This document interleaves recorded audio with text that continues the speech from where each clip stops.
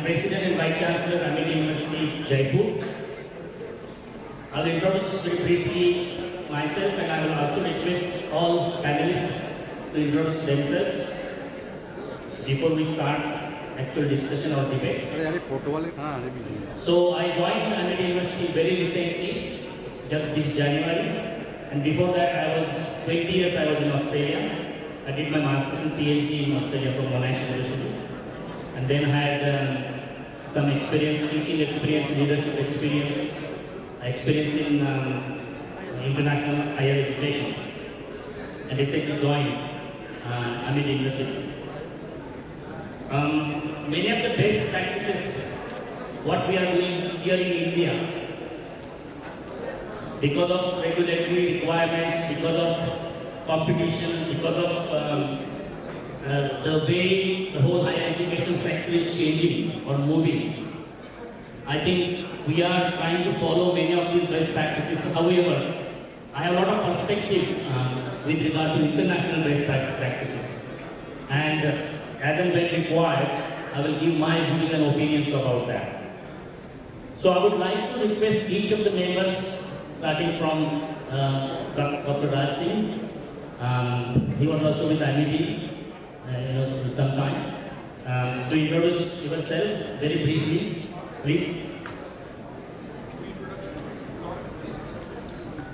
Okay, so we can do both. You can introduce yourself and maybe you can mention of one of the best practices which you would like to mention of.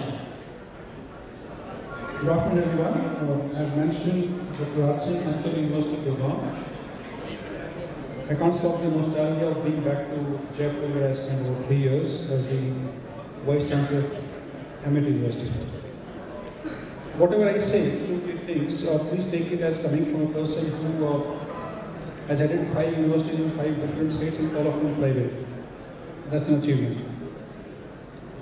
From someone who did not get to study in a regular college, not to talk about premier institutions all over the world, and someone who has learned from the lab called life. Last year I was in the Indian Youth Parliament in Jaipur. I inaugurated and had a very strong panel to moderate. I had Madam Brinda Karat as one of the panelists, the Speaker of JNK Assembly as one of the panelists, and one DG of a government institution.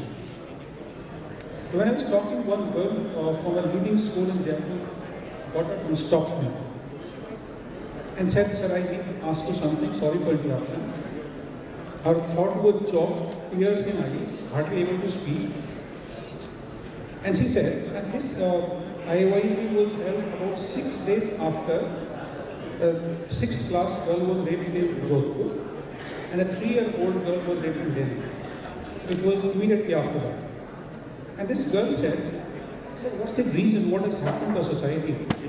The girls are often blamed that we don't wear right kind of clothes, so these kind of things happen. And this father of 3-year-old child is asking how to teach my 3-year-old daughter to wear a sari. I want an answer from you, being in education for so long, and all of you, what has happened to society? And whatever I could tell her, I am repeating now. The first thing which I think is lacking, which needs to be institutionalized in higher education, is character building. 6th class onwards, our children are handed over to coaching centers. Education is replaced by coaching and training, and as you are aware, training and coaching is relevant in time and space. We as parents, as teachers, need to sit up and think, what are we doing for education which is for life? Coming back to what happens in the classroom, we will talk about what is wrong with education, but I think I'll focus on action which I've been taking in these 5 universities. The future of education has to be into the new areas. As Forbes of last month, it says, the children who enter primary school in 2016, 65% of them will be working on the jobs which don't exist today. And therefore, we cannot prepare them for a job barring 1 or 2 years from now. I think we need to inculcate in them capability to learn and learn continuously, so that they can prepare themselves for jobs which are yet to be created. Number 2, for me, education and research have to be interdisciplinary. If human beings are multidisciplinary, education is not a single discipline. For me, the education has to be industry integrated. I think in the last 10 years, we have had a mushrooming growth of trainers in the market. Whether individuals or small outfits, you talk to them, and so much so that Big Four in India have created an education vertical. When you go to them, they say, pay us so much of money, we'll teach your students so much, so and so module, they'll become employable. And they're not to be found. For me, skills have to be taught in an integrated manner. Who says communication skills cannot be taught by a mathematics professor? Who says negotiation skills cannot be taught by someone who teaches accounting and business studies? Why do you need separate modules for this? So I think the focus has to shift from training of students directly by these outfits to training of the faculty. I'm for internship for faculty members that can learn from the industry, come back and teach to the students. So industry integrated is something which has to happen. And lastly, I will say, for the first time in the history of higher education in this country, regulatory bodies are ahead of the academics. And we are in a situation we don't know what to do and where to go, which side to go. AICT, as was mentioned in the morning, also I need to mention, I think quite often, precisely of the day, they have made model curriculum and they say they are only guidelines. Do not follow it, you can change it as you want. UGC has come up with choice-based credit system. Almost entire flexibility has been given to academics. We are not integrating it. So my last point is that if quality of education has to improve, if best practices have to come to the classroom, it is that one magical hour which faculty members stand in the classroom. I think that has to change. The time has come, we should stop blaming environment around us and look into ourselves, implement best practices in the classroom and teach the students so that the teaching hours, the blurring out of knowledge which I have contained all my life reduces and students start learning through hands-on, shift learning outside the classroom. Thank you. Thank you very much, Dr. Purnima. Thank you. I am Dr. K.S. Bhatia. I am the president of Purnima University. And I am representing the whole group, Purnima group. The first point which I would like to say is that if I recall, Purnima was started in the year 2000. At that time, we were bringing out engineers after 4 years, that means 2004. Hardly there was any problem for any engineer getting a job. We could employ our engineers very, very easily. Then slowly the things started getting a little difficult. Because in 2004, the competition was only of Jaipur level. The company was coming, companies were coming, large number of companies were coming, and the competition was only of Jaipur students. Slowly the things started changing. We had competition of Rajasthan. Few years later, we had competition of India. But now a time has come when the engineers or technocrats or managers have to be ready for facing the global competition. They have to be made in such a way that they can compete with a student who is passing out from USA. They have to compete with a student who is a Chinese, who can work 18 to 20 hours a day, and he is graduating from USA.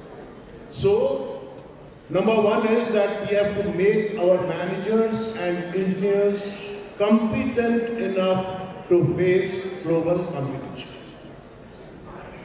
The second problem which I feel and we are facing and which we have to find the solution is that quality of education as far as the industry is concerned, we are not delivering such quality to the students so that they are industry ready. You will find large number of data. Somewhere they say that the employability of managers and engineers is hardly 8%. When I went through these things, I found that the best stats which give the employability is 30 to 32%. Still we can say that 70% with a very, very positive data and almost 92% of the engineers and managers are not industry ready on the day they go out of the college.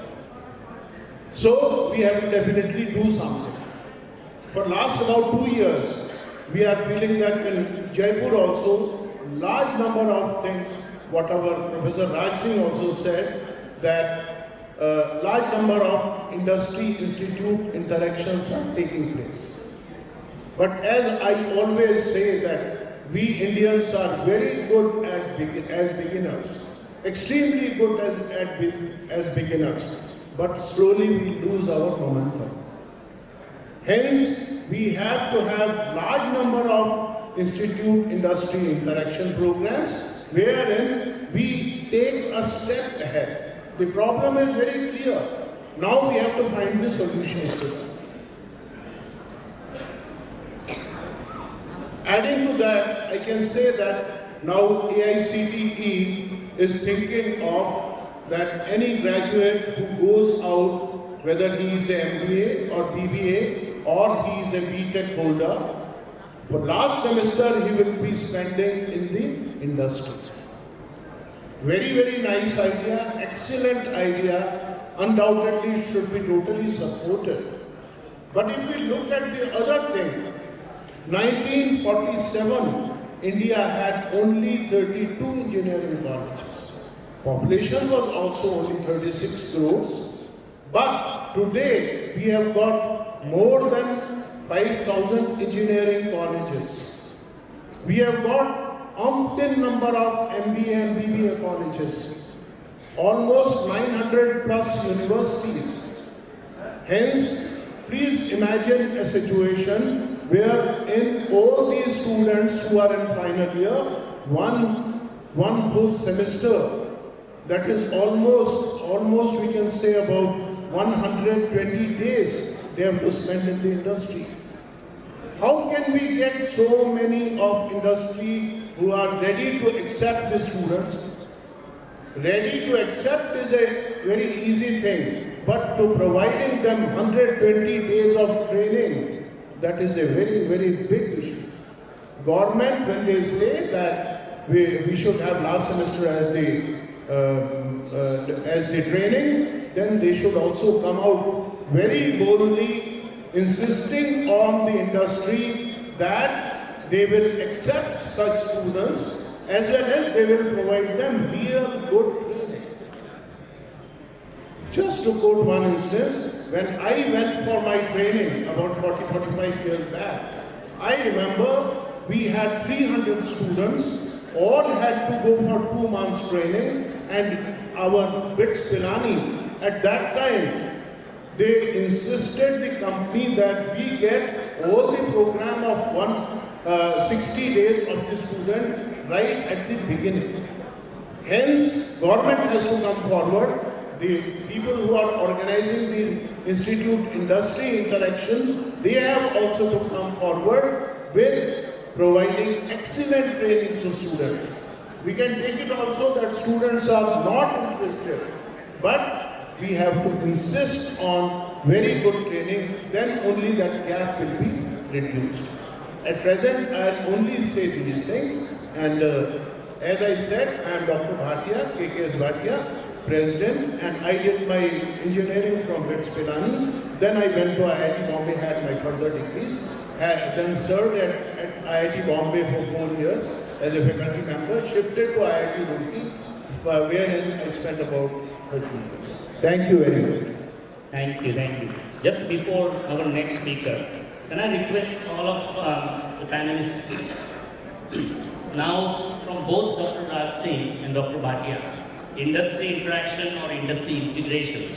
I think that is the main thing came out, and both of them they have given emphasis on yes, there should be best practices where industry interaction should be more done very differently, or maybe done something so that there is something related to curriculum and industry and then interaction.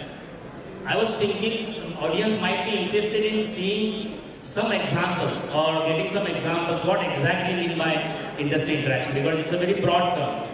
it is very vague. So maybe one or two examples where this is the way we should do industry interaction, this is the way we should talk about work integrated learning, for example, in our curricula. That should be, I think, the great point, because that is how we need to know, because we are learning from each other.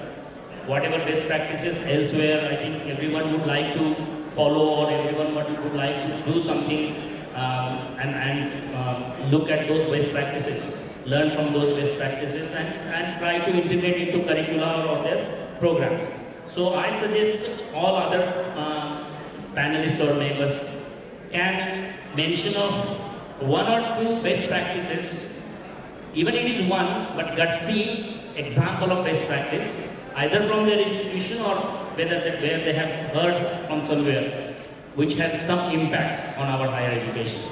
Just introduce yourself very briefly, and maybe one or two examples of best practices. That's it. Thank you. Thank you, sir. Dr. Sainath here. I'm the Dean from Rajiv Gandhi University of Knowledge Technologies, Telangana State. Maybe the odd man out here. Few of the panelists and few of the guests I've been interacting with have asked me this question: what is Telangana doing here? Yes, I'm here because this topic, currently a very innovative example is going on in the state of Telangana, which is beginning to show results. It's maintained by the government of Telangana, and I would like to present to you some of the practices of best education practices which we are doing right now, and which over a period of time have now started to show results. Yes, with a few examples and case studies as well.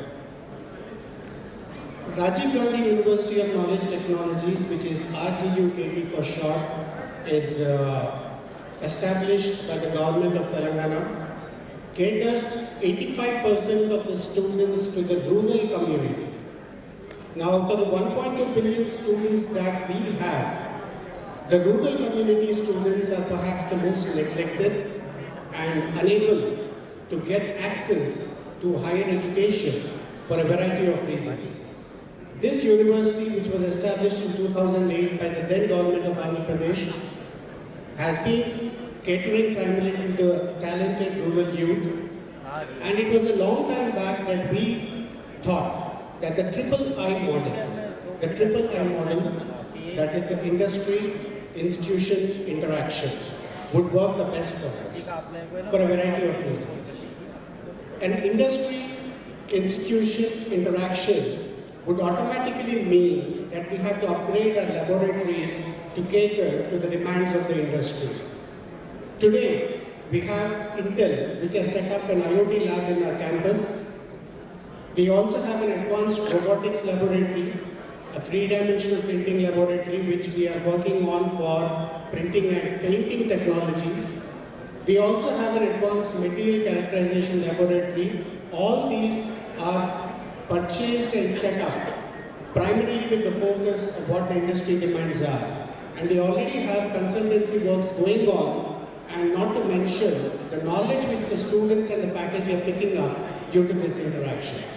The second thing which I wanted to mention was that apart from the advanced laboratory, the curriculum also has to automatically keep getting updated and aligned to industry requirement, because industry will not accept anything that is not in line with itself. So our Board of Studies therefore has members from the industry, apart from eminent educationalists, who regularly tune the syllabus so that the students and faculty are updating their knowledge at every point of time.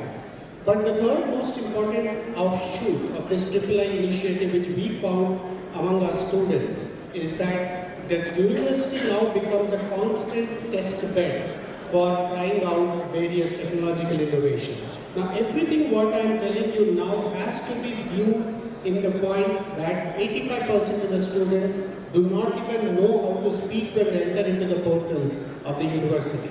Now, these are the students today who are now rubbing shoulders with the best in the country, thanks to these innovative practices. Now, one of the points that was made was students landing up in the hands of the coaching institutions, which is a cause for concern.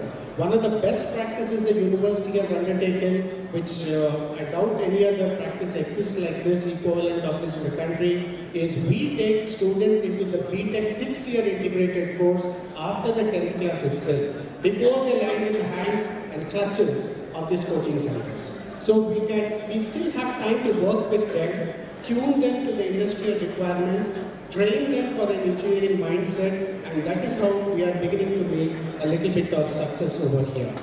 Then we also have a memorandum of understandings with advanced labs and industry, which is helping us a lot because we are running courses which they are asking.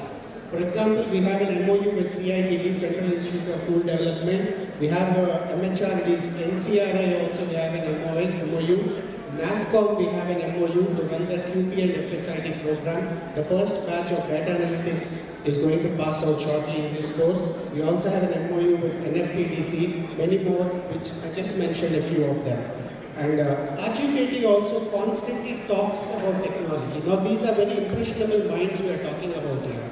So we keep talking about the current technologies, and I'm very proud to say that RGKT, the remotely located university in the remote corner of Telangana, is the first university to adopt blockchain technology for its certificates. We are the first university to already adopt it, and now our students have got up so much in this word called blockchain that they are approaching the government to give them projects, and we are going to shortly announce one such result. Then we also have NPTEL's regional center. We are actually rated as the top 50. We are among the top 50 of the NPTEL program, and from the previous year we have also made sure that the credit transfer route has been taken up by the university, and from this year we have also adopted the faculty to go in for the FTP programs in NPTEL courses. And internships and finishing schools, yes, we have a tie-up with NAC, National Academy of Construction, which regularly gives a finishing school training to our civil engineering students, and we also send our students for internships. Dr. Bhatia was mentioning about a critical problem which I think everyone will agree. How do you find so much of internship opportunities for the teaming students who are coming out? I'm sure we can discuss that later, but I would just like to tell you that the university has succeeded in doing it. About 95% of our students, we have a 6,000 student strength, they go to internship, and internship is actually rated by university as number 14 out of 1,570 colleges and universities. Several awards, and we also have an MOU with the Telangana IT Association, and they have set up a Telangana Innovation and Incubation Center in their campus. A Japanese company has already opened a technology development center there, safe trace up from Japan. And most importantly, I would like to conclude with one important point, is whatever we study, we should never forget that education's output should be able to be given back to the society. I'm very proud and happy to say that RGKT is beginning to do that. In fact, we regularly send our students on field trips. Their employment is first, yes. Recently, we had Nirmal Toys is something which is geographically very popular all over the world, but they're very bad shape. So we are taking up the responsibility of developing an e-commerce platform for them and maintaining it. We put the students in the job. Most importantly, one particular innovative idea for the farming community, which is a seeding machine for the Kharif crop season, which our students have developed, is now in the prototype stage, and we are going to put it shortly into the entrepreneurial route. What I would therefore like to say is an industry-academy interaction has lots of benefits in the sense that it has a three-pronged approach. I would like to conclude with these just highlights of what are the outputs that we have succeeded in bringing by rigorously sticking to this mode of operation of best practices. Thank you. Thank you, Professor Saina. Thank you. I think we are running a little bit out of time, so please. So good afternoon, I am Dr. G.K. Prabhu, the President of Manipal University, Jaipur. Basically, I am an electronics and communication engineer specialized in biomedical engineering. After having my doctoral studies from IIT Madras, I joined back as a teacher in main Manipal. It's almost 30 years in this education in the main Manipal in Karnataka. I joined as the Vice Chancellor and President of this university in Jaipur in this February. There are a few points, of course, many of this is very common, every university does it, which is a very unique, that is the only one that I would like to highlight here. On the academics, when we talk about academic excellence, the curriculum takes the first important part. The curriculum must be competent, must be relevant, must be flexible. There must be fun in learning and without losing the rigor. A constant change in the curriculum is something that which everybody looks for. What we do in Manipal, whenever there is a frequent change in the curriculum, whenever there is a major change, we will have a curriculum conclave. It is an open discussion where the senior academicians, teachers from the university, alumni, industry personnel, and the students from the campus, they join together and just discuss what is the best curriculum is required for the university. We may take the reference as the model curriculum which the regulatory bodies like JACT gives, but we need to have our own curriculum, how it has to be delivered. And this we do once in 4 years as a major change, but frequent change in the curriculum it always happens. And having these kind of curriculum conclave, I think in my opinion is one of the best practices that got there. Second one is on the research. Everybody thinks that the research is being done by the seniors, but the best of the ideas which usually come from the youngest brain, like an undergraduate. Although it is not a part of the curriculum, we encourage, not only encourage, we incentivize the students who are doing good research, either by supporting them, the travel support for international conference, or reducing their fee structure. So those are the things which started giving the result when there is a student publication comes into your picture.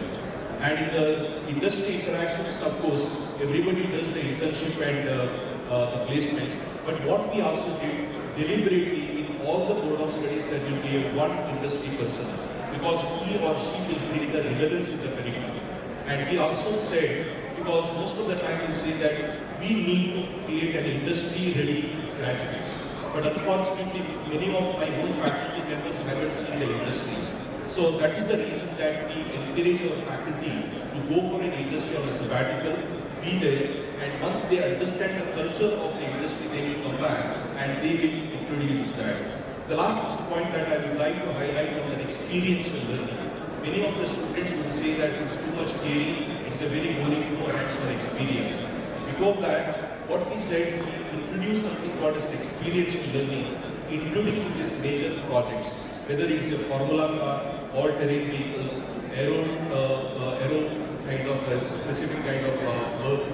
All these kind of the students really enjoy if there is a competition. So let us give some kind of a seed money for them and have some kind of a mentorship from the industry, develop some kind of a project and allow them to go to the competition. But definitely it involves a lot of experiential learning which also improves the employment. The last one point I will highlight and close it here, we need to develop an holistic environment. There is too much learning which happens inside the classroom, but we must also understand that a lot of things, learning happens outside the classroom, whether it is through the clubs and many other societies. We encourage these things in the university, and we found out there is a lot of synergy happens between the student and the different faculty and the institution, which creates the confidence of these students when they go out. And the last one, as a Manipal group, what we said, we have an engineering campuses in Manipal, in Jaipur, we have in the Sikkim, we have in Dubai, we have in Malaysia. We allow these students to move within the campus at least for a semester, which we call as a study away program. Whenever they learn that the credit will be transferred back, and the students will have the experience of learning the different campuses. And we extended this even for the faculty. So I stop here. I will look for the other members. If there are any other questions, I would be very happy to come back again. Thank you very much. Thank you, Professor Prabhu. Good that you touched upon the curriculum, which is what my passion is. And I will come back when I will be concluding the session and I will give some examples of best practices. Please. I'm President of Jaipur National University. As you all know, Jaipur National University is a multidisciplinary university. Till now, what I have seen is that they have been mainly focusing on the various engineering programs or MBA programs. But we have so many other programs also where we have to look for the students' betterment and look for the better placement of these students. So what we have found is that the students who are taking admissions, mostly in many of the private universities, they have the major problem of the understanding the language in which they are being taught. I am particularly concerned about the communication skills of these students. So what we have done at our university is, right from the very beginning, from the first semester onwards, we have been holding special communication skill classes for these students. And what we have seen is that after 2 or 3 semesters, they pick up very well and they start doing very well. Then as Dr. Prabhu has said, that besides the classroom teaching, the outside the classroom exposure is very, very important. So that is what we are following. We have different clubs and we expect each and every student to be a member of the different clubs. And when they are participating in such activities, obviously they are getting better exposure and initial hitch which they are facing, that is not there. For example, in our law program, which we have 5-year law program, the moot court has been made as one of the compulsory for each paper, each law paper. Law program, we have non-law papers also as well as law papers also. So this moot court has helped a lot in all the students of the law program, and once they reach the final year, that is the 5th year, I think they are one of the best speakers and they have won several prizes, not only in India but abroad also. So these are some of the best practices which have to be inculcated, and then you have to make these students as a good human beings also.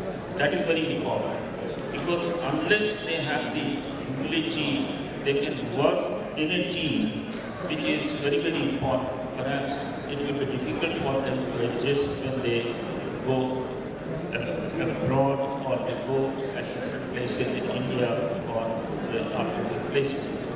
So these such type of activities they have greatly helped, and then continuous practice for the students, how they should behave during the interviews, how they should develop themselves for the personality development, and then the regular teaching or the regular practice for the placement, that has greatly helped.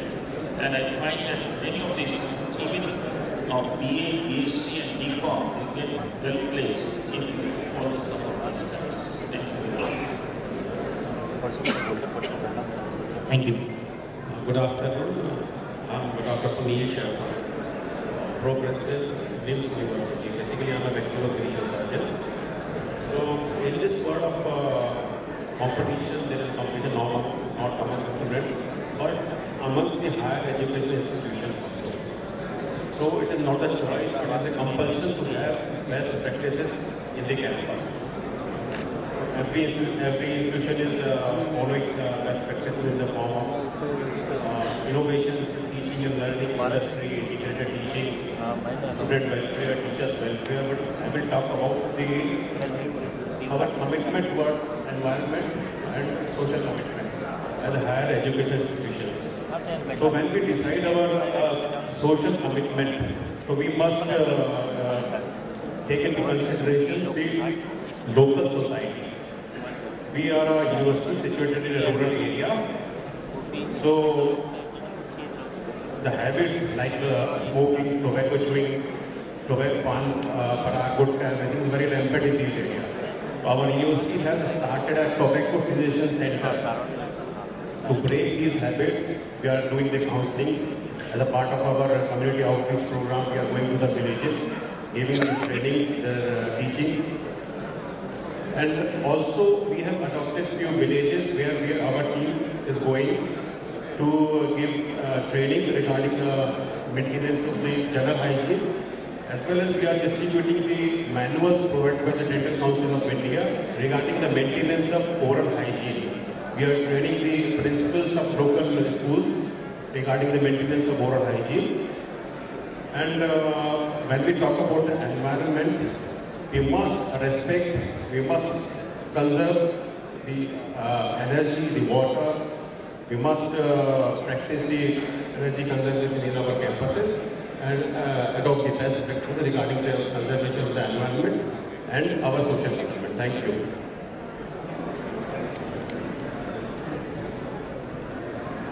Hello, Honorable Vice Chancellors and dais and respected delegates. It gives me immense pleasure to associate myself and MPUT, myself Dr. Kumar Shankar Sharma, Vice Chancellor Banana Pratap, Ministry of Agriculture Technology, Udaipur. So, friends, now there is a question that in spite of significant growth in Indian higher education system, most of the higher education and research institutes are not in top 200 institutes of the world. And for this, in my institutes, in University of MPUT, we have started the, just fellow Vice Chancellor said there is a change in curriculum. So we have the already implemented the 5th Deans Committee report of ICAR, Indian Council of Agriculture Research. And there again we got the IDP project also, the World Bank project of Institutional Development Project of rupees 25 crores for our 3 colleges, that is Rajasthan College of Agriculture, College of Home Science and College of Technology and Engineering, both. And then we have a TechU project also. We already completed first, second and third phase is going on. And we have about 90% our vacancies are filled up. Our teachers are there and they are giving education to all our students now there. We have a MOU with the Hindustan Zinc Limited and they are giving the scholarship to our students of second year also. And all the students, almost all students, they are get the employment in the Hindustan Zinc. Then we have a course curriculum change also in according to the need of the industry. And we have already kept the industrialists in our course curriculum and we have prepared our students to industry ready. That is in secure meters and other farms also. We all this. Then during this World Bank project also we have a student exchange program. We have our teachers exchange program. Then their degree, 1 semester they can do their MSc, 1 semester over here they can do research here and there like that also. And in our College of Dairy and Food Technology College also, we did the MOU with the Nestle India Private Limited, and now they are giving the techniques to our students. We have put some outlet also in our college campus, and the students they are getting the training on that also. Then we have an incubation center also at our CTI college, and there one of the Mr. Beneva, we got rupees the price of rupees 2 lakhs. In China, where they have demonstrated this machine. The machine is used for the separation of blood with the plasma. And the machine which are importing is cost is about 25 lakhs. But now the machine is costing only 3 lakhs. And that is also produced in India in Pyrotech. They have already taken getting that. Then our students also, secondary students, they prepared material from fruit, different peelings of the fruits, say this oranges and other fruits, banana and all that, which is in water holding capacity. Good that they are also doing the fertilizer good also. Like type of activities are going on. Then we have, because our subject agriculture university, so we introduces ARIA scheme, that is attracting and retention of youth in agriculture. From that we are giving the training on poultry, fish farming, vegetable farming, and this RABE program is also going on. That is rural work experience program for our BSc and other cultural students. So we are students ready for, and there are also industry academia. This training is also going on. We have also started a diploma and certificate course for the dealers, for the import dealers, which are already selling this pesticide and fertilizers and all these seeds to the farmers. So like that we are giving them. And then we have also given training on the food processing and value addition. So for example, amla is basically only rupees 5 per kg, but the candy of amla will get rupees 100. Tomato is sold at rupees 10 per kg, but the tomato ketchup is 125 per liter. And likewise, potato is sold at 5 rupees and potato chips is sold at rupees 250 per kg. Like that also we are giving the trainings and all that. So I think we have already made the necessary changes in our syllabus, curriculum, and our colleges in this MPUT colleges, all the colleges are at top. Our CTA is topmost engineering college nowadays because if we accept the MNIT and IIT, and otherwise Rajasthan College of Agriculture or Dairy and Technology, College of Fisheries is the only one college in Rajasthan which we are running. So there is a good chances are there. Thank you. Thank you very much, Professor Sharma. As you can see,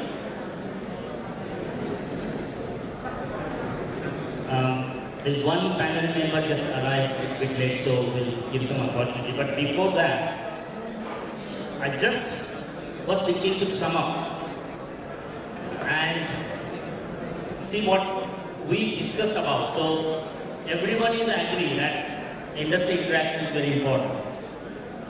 Now my question, what exactly is our understanding of industry interaction? Is students having a provision to do internship is industry interaction? Is industry people are visiting and giving industry or guest lecture, is that industry interaction? Or industries are doing some placements with us, is that industry interaction? Now when it comes, the industry connection, you mentioned III. So when it comes to III, I think it's not just one thing. It is right from designing curricula, where you involve industry definitely. Some of you mentioned already that in board of studies, there are industry. I have seen several board of studies all over the world where there are industry members, but there was zero input from industry. There were industry advisory body, there was no meeting held of industry advisory body. So I think very important to have proper adequate industry advisory body, council, whatever you call. But we should ask industry what they think about curricula, because when graduates, they're finishing the degree from our universities, they're going out, and then as we always debate about mismatch. Okay. Mismatch when it comes to mismatch in many aspects. Mismatch in skills, mismatch in readiness, mismatch in the curriculum. So I think that is where we need to really understand how industry will be updated. Not only that, we should ask industry that this is what we are going to do, and we need you to tell us what should be our engineering curriculum or what should be our program for BTech XYZ.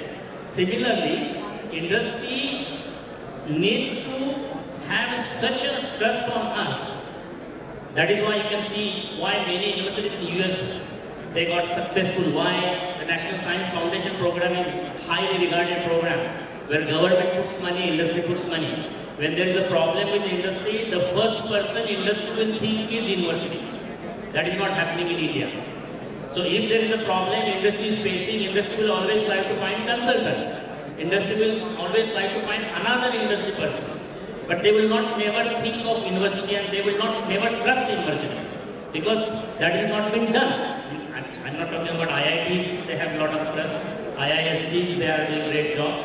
But why not all universities think that we can build that trust between industry and university, and that will happen. There will be multi-dimensional involvement of industries right from curriculum, design, development, review, and then placements and other things. That is one thing. many of the universities mention that, some of these ethical practices or social responsibilities, of course, you can think how that can be also done in terms of curriculum, because students are very smart. Unless anything not tangled, aligned with assessment, students will not do. It's a universal truth. If you ask students to do something, they will not do. But if you ask, this is the marks aligned with that, they will definitely do. Okay? So I think that is where people are thinking, but value-based education, which is something beyond curriculum, which is beyond the graduate competencies we are thinking. And the competence, when it comes to competencies, when it comes to professional competencies, it is always there. You look at the competencies required by many professions, whether it is a medical profession, whether it is an engineering profession, whether it is a management profession, law profession, there is ethical component, there is a social obligation component. And universities are being pushed for that as well, to somehow incorporate that in their curriculum. Okay, so that is also happening. But individually, it can be possible. Now, there are a few more things when it was related to curricula, and Dr. Prabhu mentioned about that. What is the best practice regarding curricula is design, okay? The whole cycle, design, development and review. We design syllabus, okay, and we just throw that to our academics and say, this is your syllabus, this is your class, you go and teach. Okay? I think the involvement of individual faculty, each individual stakeholder, including students, should be very important in designing curriculum. Then develop it, deliver in a proper manner, okay? And regular review of the curriculum, not for regulatory bodies, or not for NAC is asking to regulate and review your curriculum, but universities should do as the regular review of the curriculum and close the cycle where we started. So this is what we planned, this is what we designed, developed, implemented, and this is what now we achieve. Now, when it comes to outcomes, because everyone is talking, the whole world is talking about outcomes-based curriculum. Okay, when it comes to outcomes-based curriculum, there are parameters where you can see what are my parameters, what are parameters of my university, where I can look at the outcomes, whether my curricula is successful, where there is an integration of industries done, where there are other components are included, and what is my success, what students are saying. And for that again you have many mechanisms. Like you can ask industry where my graduate is ready. You can ask society whether graduates are having the proper skills. You can ask alumni, you can ask the graduates, you can take exit surveys and so on. So there is a mechanism also. So for me, I think when I looked at many Indian systems, there are, we are doing it in bits and pieces, but we are not doing it as a whole system. Okay? So curriculum, just syllabus developed and circulated syllabus, that doesn't mean we did our job. So we have to do complete cycle, and it takes time. Okay. Now, when we discuss about boring curricula where students are sleeping in the classroom versus hands-on curricula where students are always engaged with something, and there are again different mechanisms. One best practices which I was involved, and in Amity also we are trying to do something, is project-based learning. So there was one curriculum, I was part of designing and developing that curricula, project-oriented design-based learning, PODPL. It's a combination of project-based learning and design-based learning for engineering students. And the whole curriculum was designed in such a way there was no theory class except one or two fundamental units or fundamental subjects. The rest was only projects and design. Okay? The whole curriculum. Of course, when you think of such mechanisms, such systems where there is active learning involved, or there is experiential learning, somebody mentioned, involved, or there are hands-on involved, you require a lot of resources. Okay? You can't just simply develop, these are the curricula for project-based learning. Right from first year, every student will do projects. But do we have those many projects? Do we have industry projects? Do we have labs? Do we have studios? Do we have design studios? Do we have project studios? Do we have meeting rooms? So all these things, and we have support mechanism, support system. where this particular type of curriculum can be successful. But it can be done. You don't have to do in a one go, but slowly you can do. The common term nowadays is blended learning. Most of you must have heard this term, blended learning. You can have some combination of online thing, also some hands-on, plus some theory classes and so on. You can do that. Okay. Now, the other components, very important component is when these students, when we are having the best curricula in the world, we developed it, we designed it, we are delivering it. How do you know students are really happy about that? How do you know students are learning something? Now, as I said, there are mechanisms, but again, what important mechanism we are missing is student feedback. Okay, we are not taking student feedback seriously. And I think you don't need to, I think we don't need to wait for government regulations. We don't need to wait for government will develop something, the system, to obtain student feedback. But we can develop our own systems where we can ask students in varieties of ways, and not only again asking students and they are telling us this is proper curricula, this is what done, or this is what not properly done. But again, taking that data and working on that data, analyzing that data and taking some actions from that, which is called closing the loop. Okay, that is also very important. So for me, curriculum design, the curricula which is very much practical, industry integrated, and for the needs of current graduates, that's very important. Now, regular review of that curricula is second important best practice. Asking students, and not only students, asking various stakeholders, right from industry stakeholders to the employers, where whether our graduates are really helpful or they are doing something which you are seeking for. So I think that is extremely important. I think we have covered almost everything. Now there is one panel member who arrived a little bit late. Can you call him? We have Mr. Dr. Rakshit Amita. So please join us. He'll just give his perception very briefly and we'll wind up the session. Mr. Rakshit Amita from Janardhan Rai Nagar, Rajasthan Vidyapit.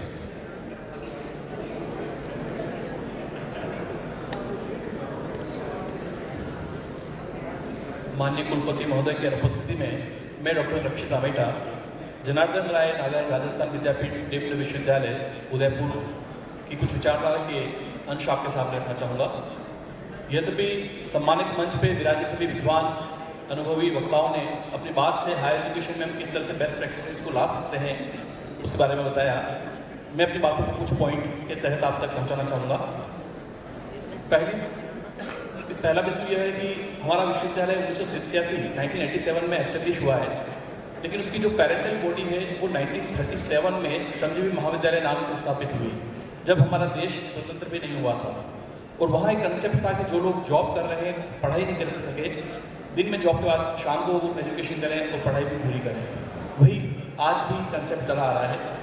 उसी के अगले चरण में जो लोग ज़्यादा education नहीं कर पाए, संभवतः अच्छी जॉब नहीं कर सकते हैं, तो उनको हैंड ऑन प्रैक्टिस के आधार पर जॉब देना।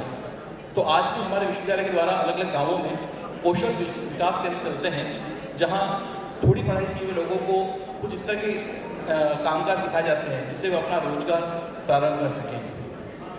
इसी तरह से हमारे विश्वविद्यालय में प्राचीन साहित्य और पांडुलिपियों को संग्रहित कर उसका पुनर्लेखन किया जा रहा है।